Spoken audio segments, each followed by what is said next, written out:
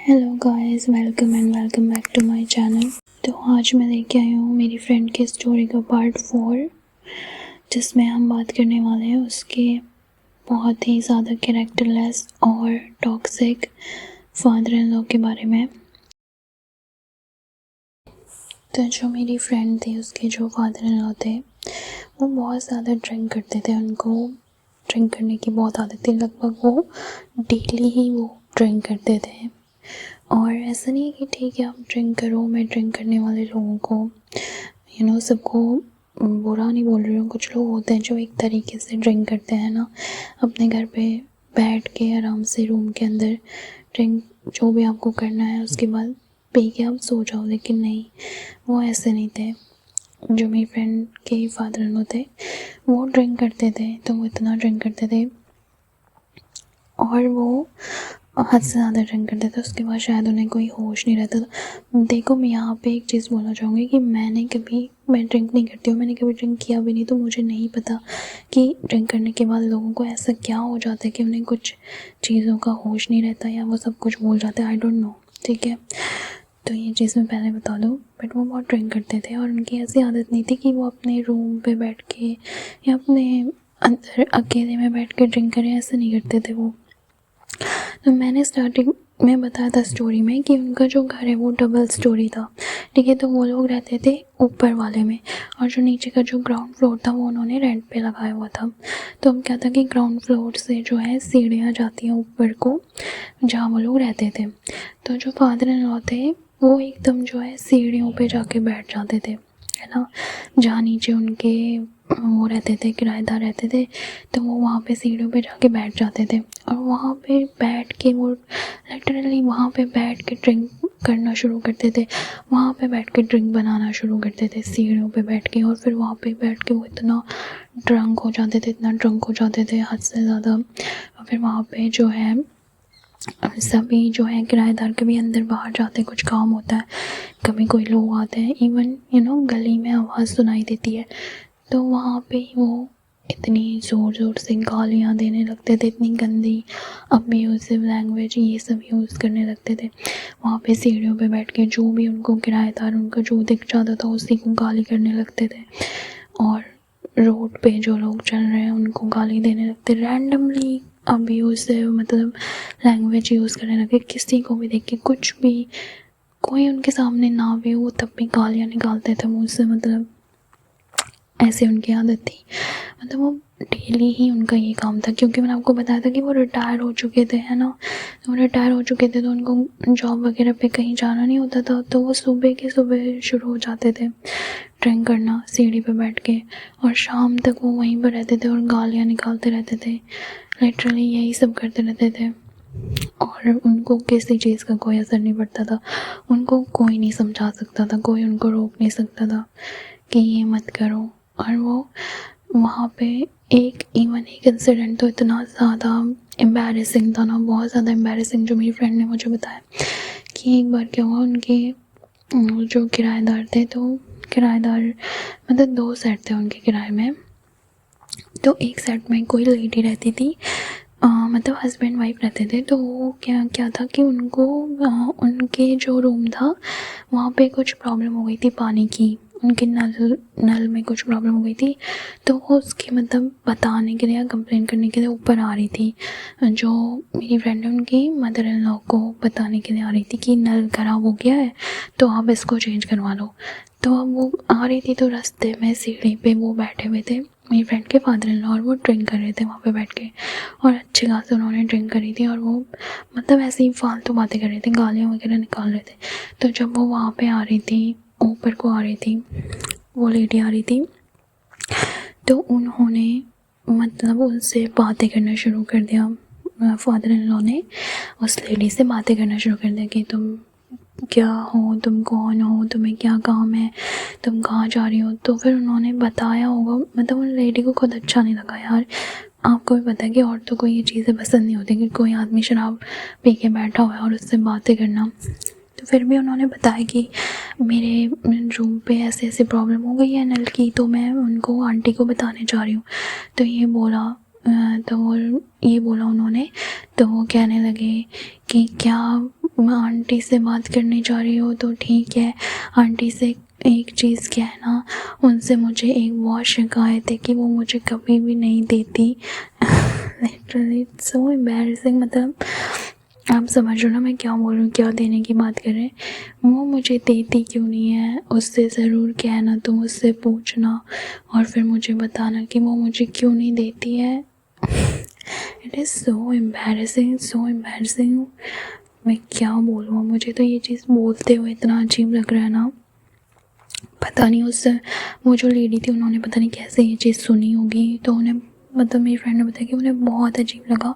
और फिर वो वहाँ से जब उन्होंने आगे गई, मतलब मेरी फ्रेंड की जब मदर इन लॉ को बताया नल के बारे में, और फिर उन्होंने साथ में ये भी बोला कि मतलब ये क्या हरकत है इनकी, ये हमेशा यहाँ पे आके बैठ जाते हो, फिर अभी उसे वैसी गालियाँ करते रहते हैं, गालियाँ निकालते रहते हैं। और आज तो मुझे ऐसे ऐसे कह रहे थे कि आंटी मुझे कभी देती नहीं है, क्यों नहीं देती, इतनी गंदी बातें कर रहे थे मेरे साथ। तो मुझे बहुत गलत लगा ये चीज़, ये सब उन्होंने शिकायत करी। तो जो मदर इन लॉ थी ना, उनका कोई कंट्रोल नहीं था उनके अपने हस्बैंड के ऊपर, ठीक है। अपनी पूरी बहू को और घर को, बहू के खाने पीने हर चीज़ को तो वो कंट्रोल करने में लगी हुई थी।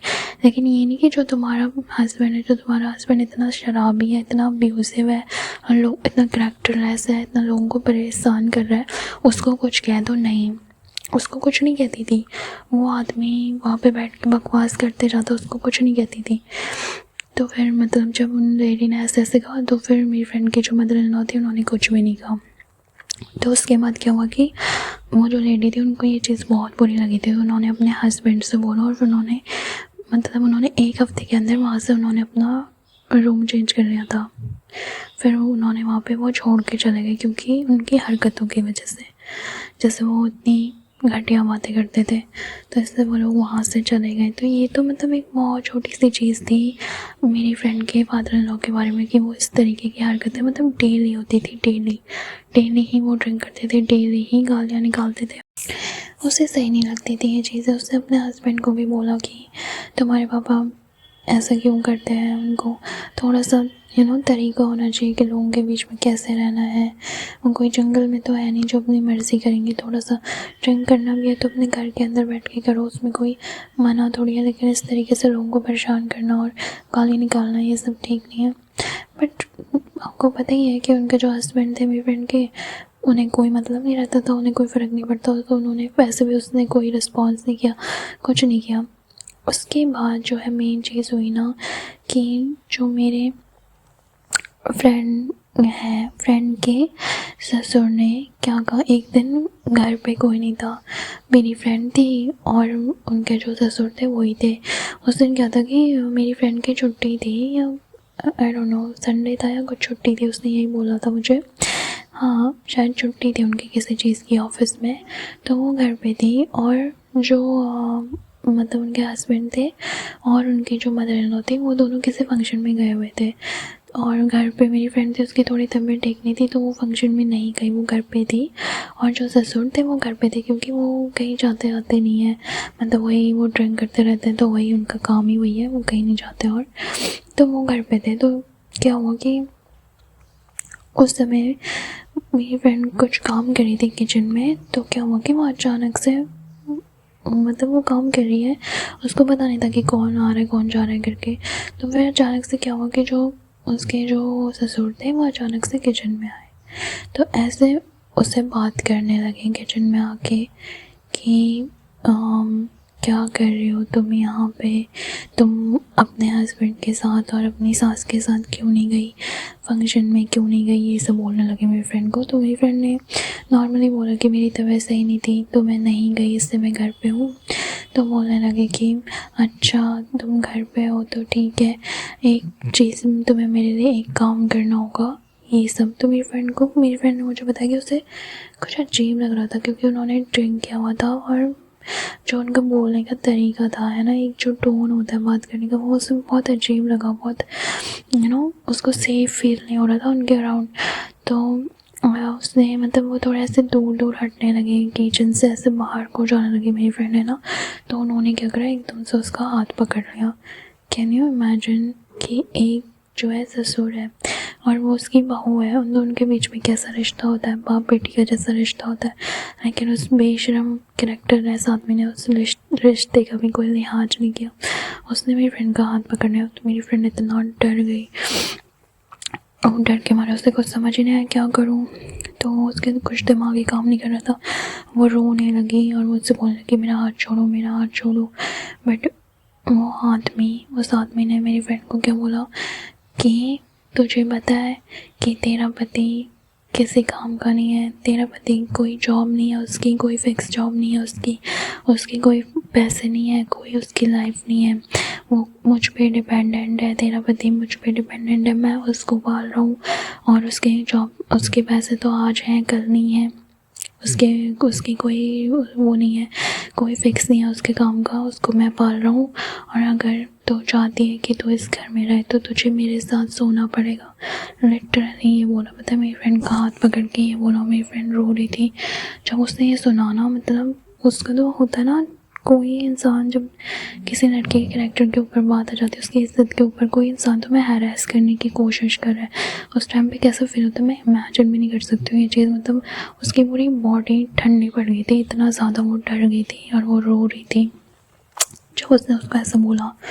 उसके बाद मेरी फ्रेंड मैं लिटरली, मुझे रोना आ रहा है अभी, पता नहीं कैसे उसने सहन करा होगा ये सब। उसके ससुर ने लिटरली ये बोला कि तेरा पति किसी काम का नहीं है, उसको मैं पाल रहा हूँ और अगर उसको मैं पालता हूँ इसलिए तुझे मेरे साथ सोना पड़ेगा। लिटरली ये बोला अपनी बेटी की वाइफ से, जो कि उसकी भी बेटी जैसी है, ठीक है ना, उसकी भी तो बेटी जैसी है वो, बट उसने किसी रिश्ते की कोई इज्जत नहीं करी, उसने डायरेक्टली ये बोला मेरी फ्रेंड से। ये सुनने के बाद मेरी फ्रेंड तो इतनी ज़्यादा डर गई थी, उसकी पूरी ठंडी हो गई थी, उसके हाथ पैर काँप रहे थे, वो रो रही थी। फिर क्या हुआ, उसने इतनी मुश्किल से खुद को छुड़ाया ना, उससे हाथ छुड़ाया उस आदमी से, वो भाग के एकदम जो है अपने जो उनके नीचे मैंने बताया ना किराएदार रहते थे, वो भाग के उधर गई। अपने जो रेंट पे रहते थे कोई और थे, मतलब वो जो लेडी थी वो तो पहले चली गई थी, कोई और रहते थे, उनका दरवाज़ा खटखटाया, वहाँ गई और वहाँ जाके पता है उसने दरवाजे में सीधे कुंडी लगाई। उसने कहा कि किसी को आने मत देना, और वहाँ पे जाके जो है वो फिर रोने में थी मेरी फ्रेंड। और ऊपर से जो उसका ससुर है इतना बेशर्म आदमी, इतना सब उल्टा बोलने के बाद फिर से वहीं सीढ़ी पे आके गालियाँ निकालने लगा मेरी फ्रेंड को। इतनी गंदी गंदी गालियाँ दी उसने, ऊपर से गालियाँ दे रहा था। कैन यू इमेजिन दिस, इतना टॉक्सिक, इतना घटिया माहौल। और जिन लोगों के लिए आप अपनी पूरी फैमिली को छोड़ के रहते हो है ना, जिन लोगों के भरोसे वो ही आपको जो है आपकी इज्जत को हाथ डालने की कोशिश करते हैं, आपकी इज्जत को ख़राब करने की कोशिश करते हैं। This is so sad guys. Literally ये सब बताते हुए ना मुझे मेरा बहुत सर भारी हो रहा है, मेरे को अजीब सा हो रहा है। मैं इससे ज़्यादा मैं अभी कुछ भी नहीं बोल पाऊँगी, इस चीज़ को मैं यहाँ पे एंड कर रही हूँ। और इसके बाद मेरी फ्रेंड को होश आनी शुरू हुई, उसको समझ में आनी शुरू हुई कि उसने कितनी बड़ी गलती कर दी है। इसके बाद उसने एक्शन लेना शुरू किया। इसके बाद मैं आपको नेक्स्ट पार्ट में बताऊँगी कि उसने क्या किया। और अभी तक की जो भी स्टोरी थी इसमें से आपको जो भी चीज़ें रिलेटेबल लगती हैं आप इसको प्लीज़ शेयर करो लोगों के साथ, लोगों को, लड़कियों को अवेयर करो, उनको ऐसी कंडीशन, ऐसी सिचुएशन से बचने के लिए उनको अवेयर करो please. And thank you so much for watching my video.